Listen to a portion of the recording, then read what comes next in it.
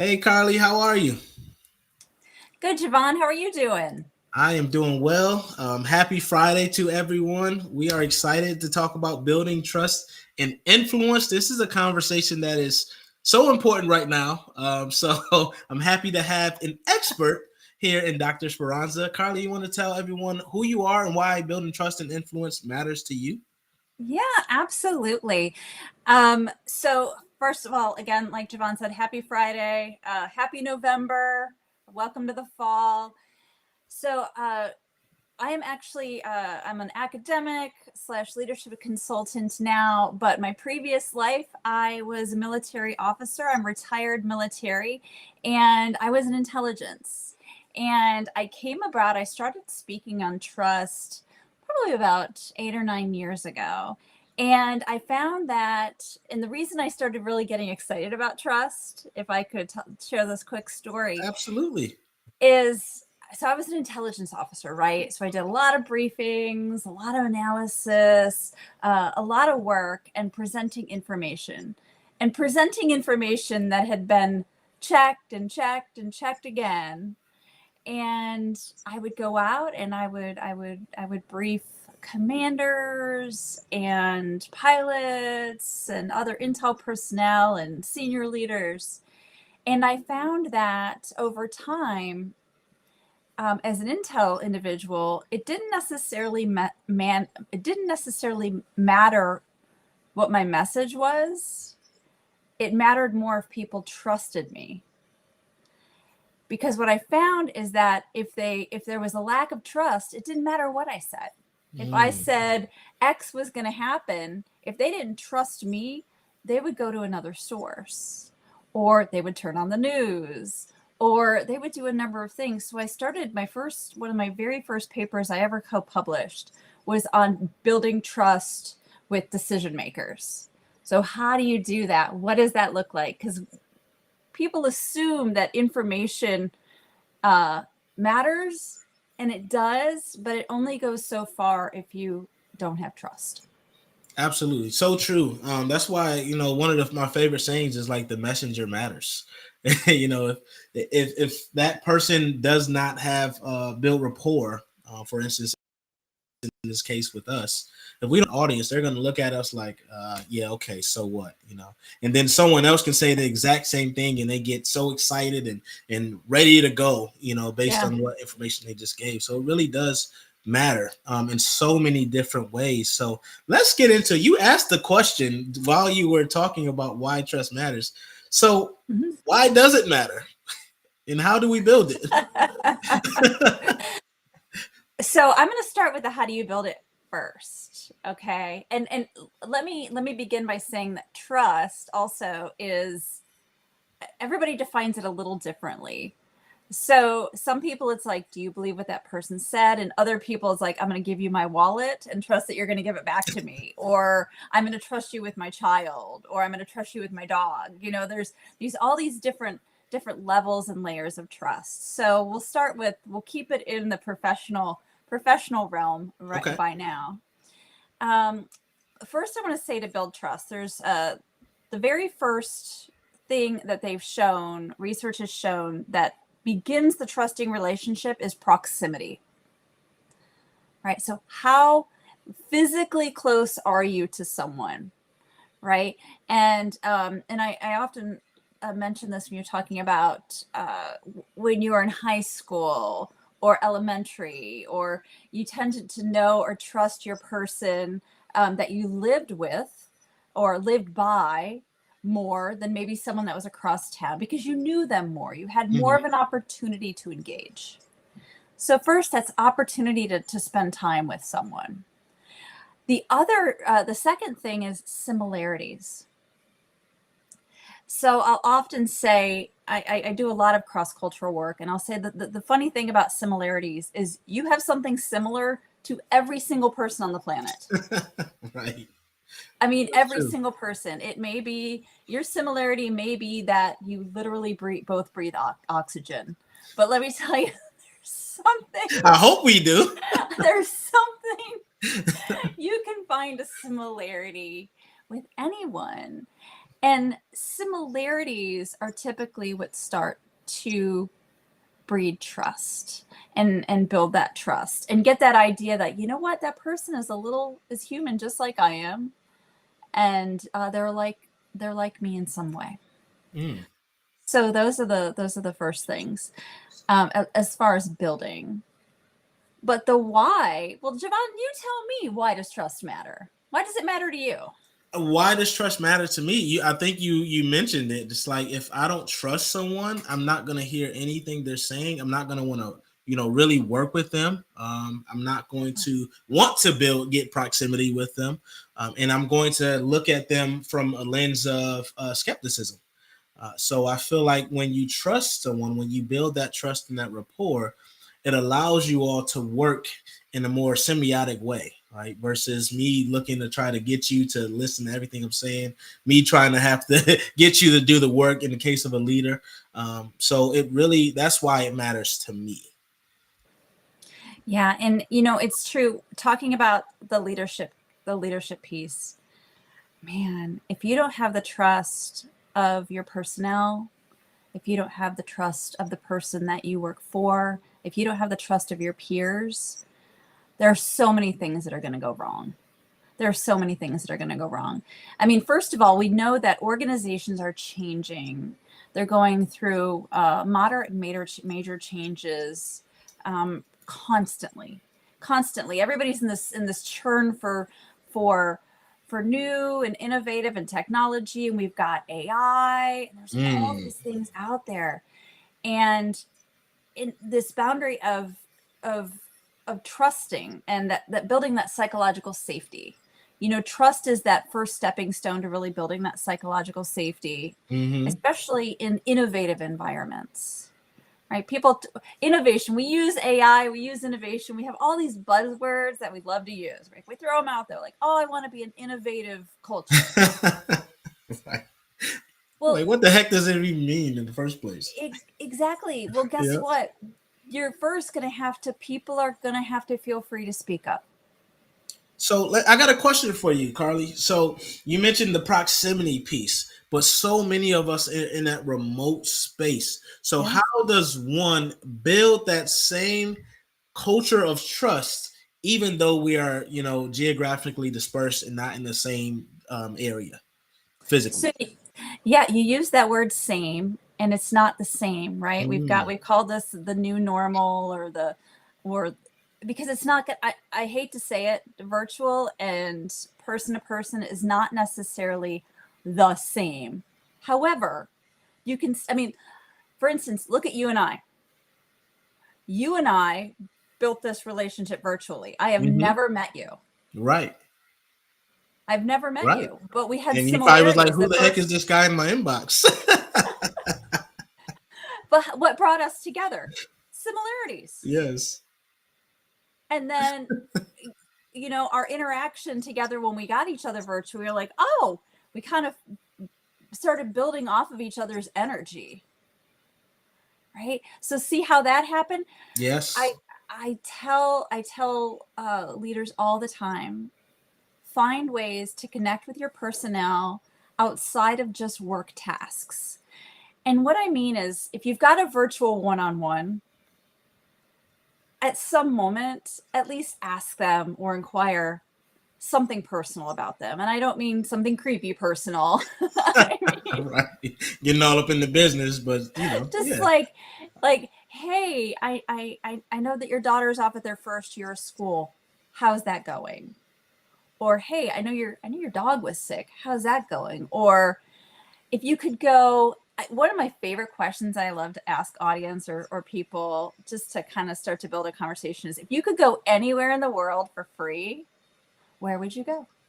Mm, I do love that question because it gets the brain going. It's open ended.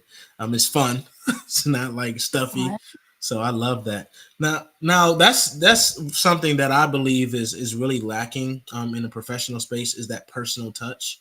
Mm-hmm. And I really feel like that's going to be the difference, especially as we start implementing more AI and technology into roles. is the human connection. And I feel like that's really, a piece of what we're talking about here is building that connection where it goes beyond just asking you to do something when I need you. Right. And that's one of the components of trust, but it also ties into that second component that we're talking about, which is influence. John Maxwell said it best: leadership is influence. It's not a position. So how do you, and I feel like that's kind of where trust comes from, is being able to, you got to get that trust to be able to influence. How do you get to that point where you can influence as a leader to say, I need this job to get done. We're all going to, kind of get this cohesivity around that. Yeah. Well, so much. And it's so funny because you mentioned John Maxwell. Peter Nordhaus, his leadership textbook is one that is used across the globe. Mm-hmm. Just a fantastic writings on research and theory focused on leadership. And one of the things that his definition is, leadership being the influence of two or more people to go in a similar goal or a desired goal, right? Or a positive goal, something moving in an agreed upon place. Mm-hmm. And I think that when you're talking about influence, the first thing I'll talk about influence. So influence is not a position. Leadership is not necessarily a position, right? It's the ability to influence in a positive manner. Right. Not manipulate. Let's get that out. Like not manipulating. Not manipulating people. Yeah. Now you've got to think of the word manipulation and what that means, though, too. Right. But we'll couch that one for a second. Yeah. The interesting thing about influence is that, again, research has found time and time and time again that the most influential people find it in what's we called referent power.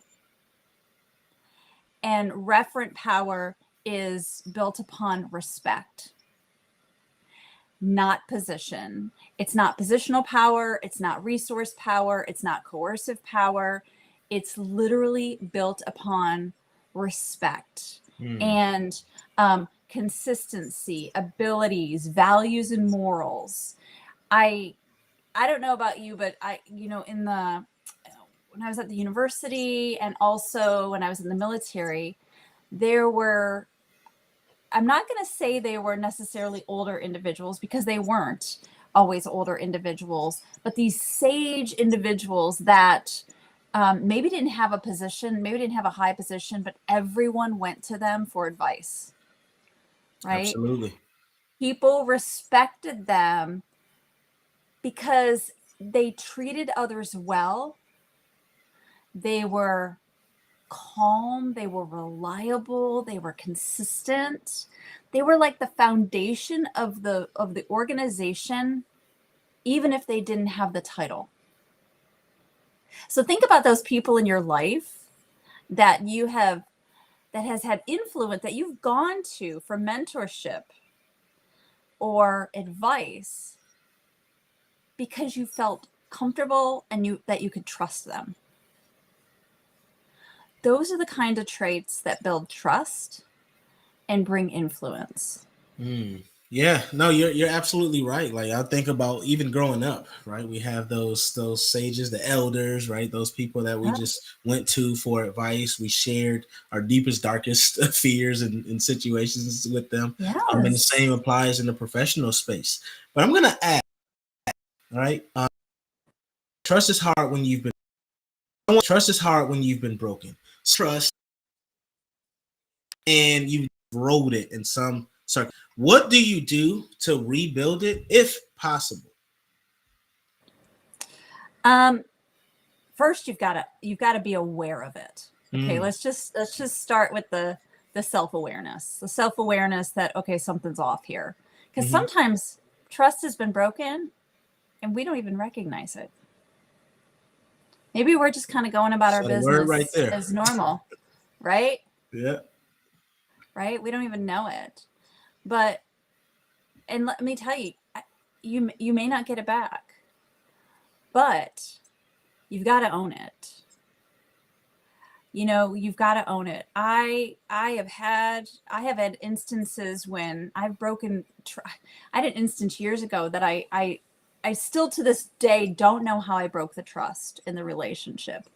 I went to them hat in hand. I apologized for something that I didn't know if I did. I mean, I that relationship never never came back to fruition. Um, but then in other times, there's times that like a broken bone, sometimes a broken bone comes back stronger once it's Right. healed and once it's gone through some of that. So I think it's the self-realization of what's happened in this relationship, what may have shifted or changed, how is this working? Um, and first, it's important to look at you. You Yes. know, I Yes. think I think it's that's the authentic point of like, you know what? How could I have contributed to this? Yeah. How that? I'm sorry, Carl. I was gonna say that. Like, how can I contribute? And then what? Another piece I've realized is sometimes the person we're looking for the trust from, we shouldn't even be giving that energy to them, right? Because they become like a catalyst for a negative anchor, so to speak. So I like that you said sometimes you don't get it back, because sometimes that's an opportunity, unless it's someone that you really need and want that relationship with. Oftentimes we got to check ourselves, like, is this a person that I need to even establish or have this relationship with in the first place? And it's professional and personal. Sometimes we just, if it's work related, sometimes we just need to be cordial and get things done, but it's not necessarily about establishing that bond with them on that level. It is, and it's the other thing I want to put out there is that trust, like I said again, is very different for different people. Mm-hmm. Um, trust, how people trust, if they choose to trust, how they share that trust, is very dependent on their upbringing, their culture, and their experiences. So if they've grown up in a trusting environment and they've been able to make mistakes and recover from it and those types of things, they're likely to go into organizations or college and then organizations and be a little bit more trusting, to maybe give away more trust or be Mm-hmm. trusting of others. Unless that trust is then broken, right? And they've got that experience. So I hate to say this, but often how you come into a relationship with someone else via whether it's a boss, it's a spouse, is often dependent on how you're conditioned when you're younger. So I often say that people who are toxic in the workplace or have what we would call really irrational behaviors, it often stems from something else. It may Right. stem from some type of trauma, something that, guess what, you can't shift. And I think that's really important with when I do coaching for clients, and especially if they're talking about a boss or someone that's treating them in a bad manner or a poor manner, and that trust is broken. That trust is broken, and they're still working for it. They're still trying to say, you know what? You can't change that person, right? You can only change how you react and engage within the situation. Right. No, that's true. And you got to check in. And it takes vulnerability on both fronts, right? For an individual, it takes vulnerability to trust, but also to perform the introspection, is to ask the question, like, why am I looking to build this person's trust in the first place, or why do I want this relationship in the first place? Because oftentimes, like you said, the people that really mistreat us most, we try the hardest to establish a relationship with. And we got to see, like, maybe that's not our voice. Maybe it's coming from, they remind us of someone who was in our past that we wanted that relationship with. So that's a powerful point. That inner child healing needs to take place, y'all.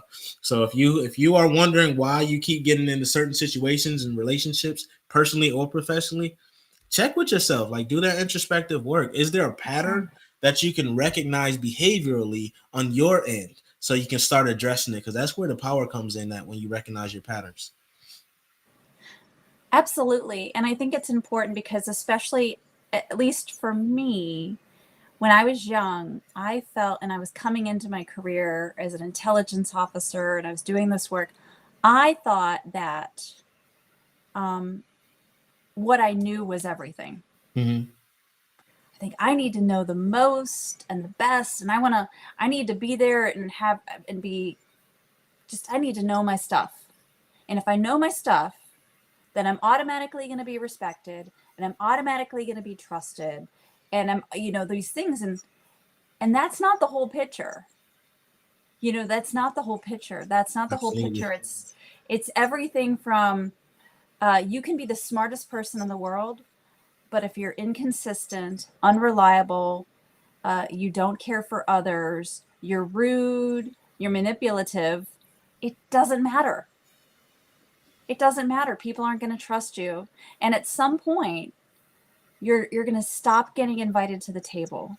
And I think that's the important thing about influence. I don't think influence is not in the telling. Influence is in the invitation to have the conversation. That's a good point. It's a very good point. Yeah, I like how you just worded that. Say it one more time for us. Influence is not in the telling, it's in being invited to the conversation. It's being invited to have the conversation.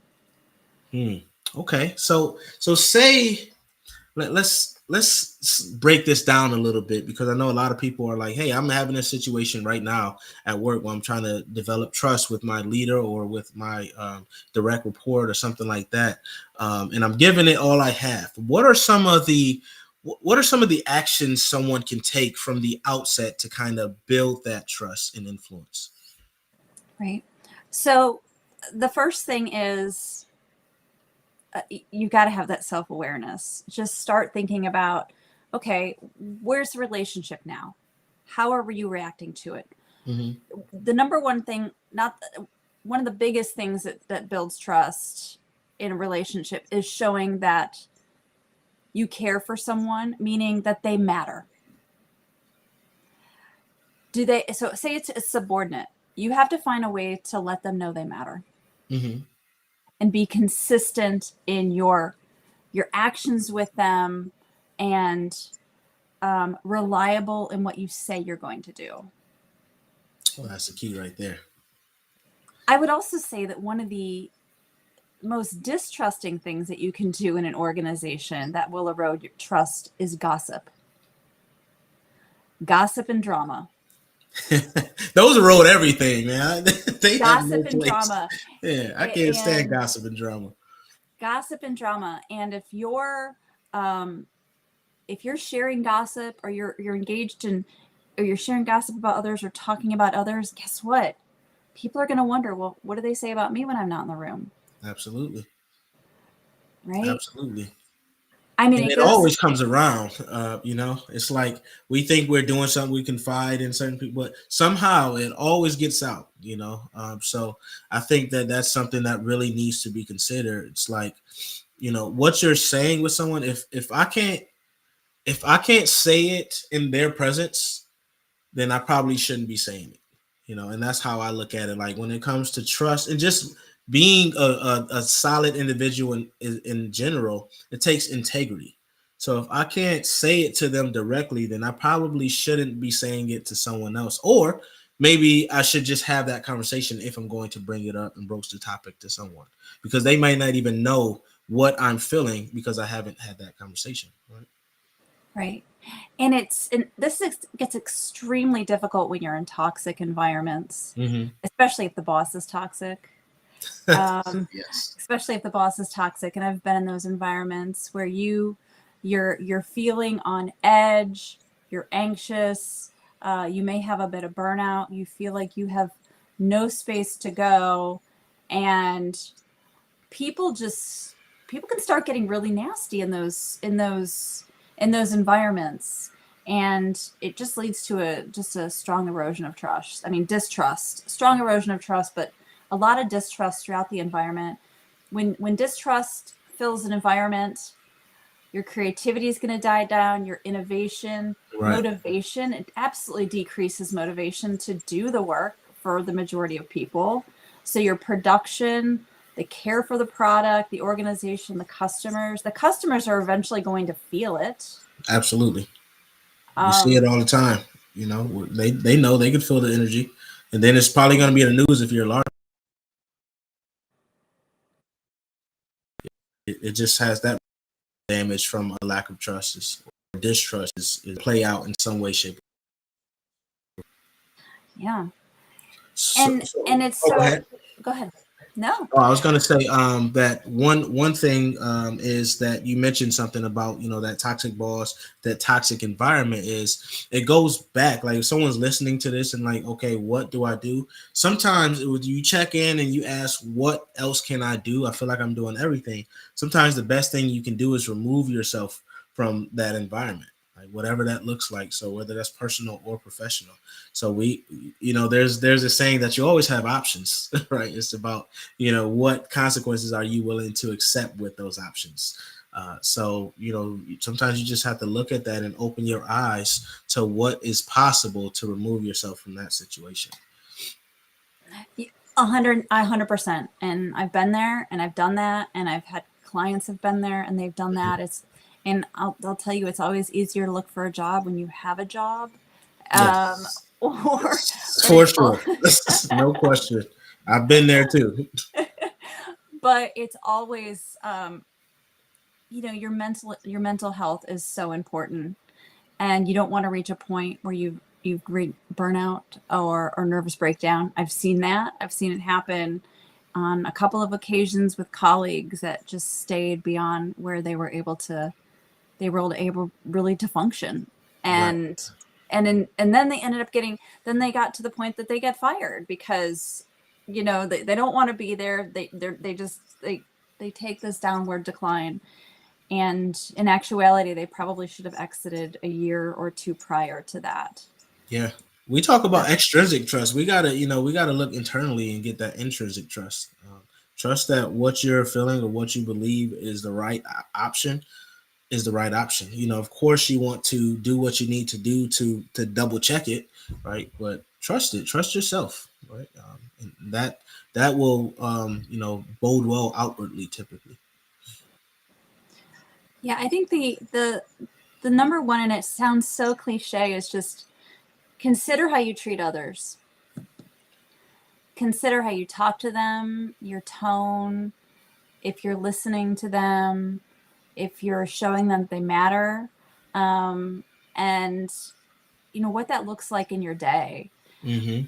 We are all so stressed at times, and sometimes I'll tell you, I've led large organizations, and one of the things that I've found is that if I'm going through a rough time, if I'm going through something hard, or I my daughter was, something was happening, something that's throwing you off.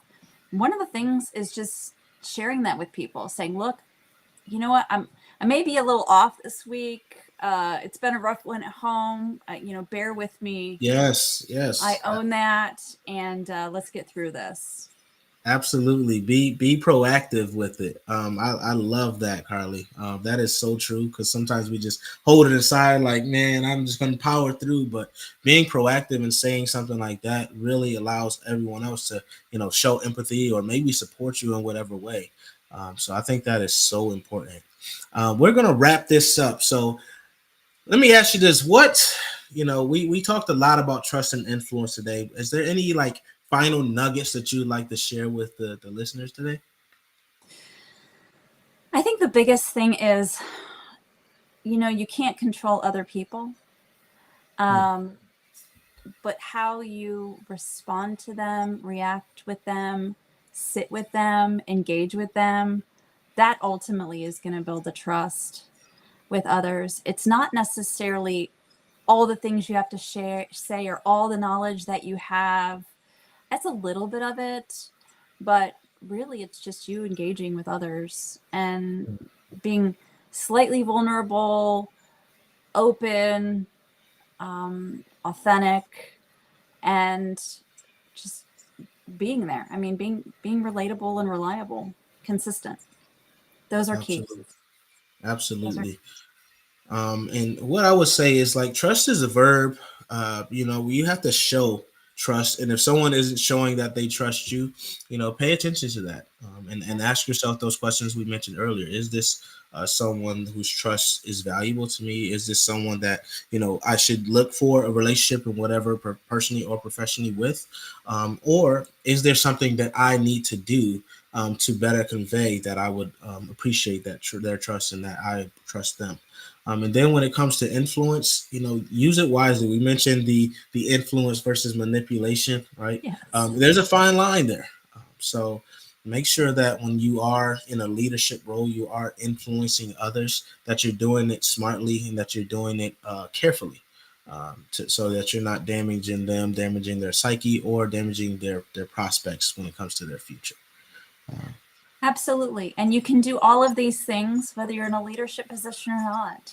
It doesn't Absolutely. it doesn't matter where you are.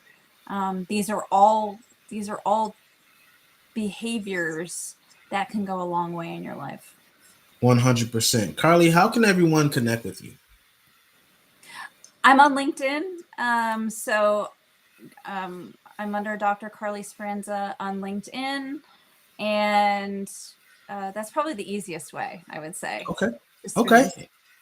Perfect. And if you're watching this on LinkedIn, go ahead and connect with Dr. Carly Speranza right now. And if you aren't connected with me on YouTube, hint, hint, go ahead and connect and follow my channel on YouTube. Just search my name and I should pop up. If not, let me know.